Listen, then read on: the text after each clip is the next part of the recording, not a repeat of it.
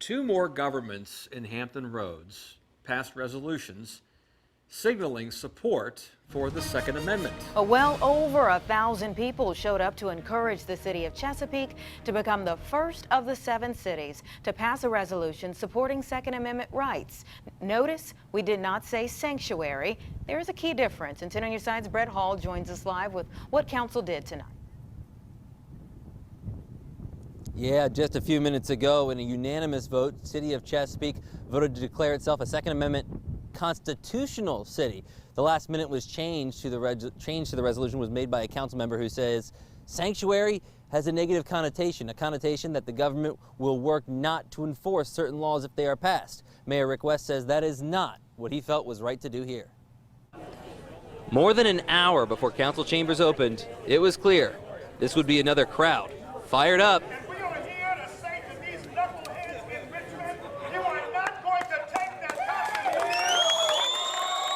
Another crowd too large for City Hall. Nonetheless, for hours, gun rights supporters stuck around. I have obeyed the law all my life. This proposed ban, which has already been pre-filed, if these laws get passed, I'm going to be a felon. They cheered loudly as those inside spoke their minds. We are asking this body, this council, is to stand with us in that fight. Standing with them in the form of a resolution stating that the city of Chesapeake, one of the largest cities in the state of Virginia, does not support any new state legislation that infringes on the Second Amendment to the U.S. Constitution.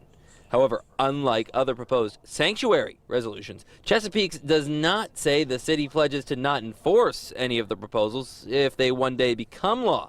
While some speakers took issue with this, a member of the Virginia Citizens Defense League says they can live with it. Say, hey, look, we have 100 out of 100 and how many ever cities, councils, counties that are for this. So we're trying to send that message that say this is not really what Virginians want. And while some totally disagreed, the Second Amendment is bogus.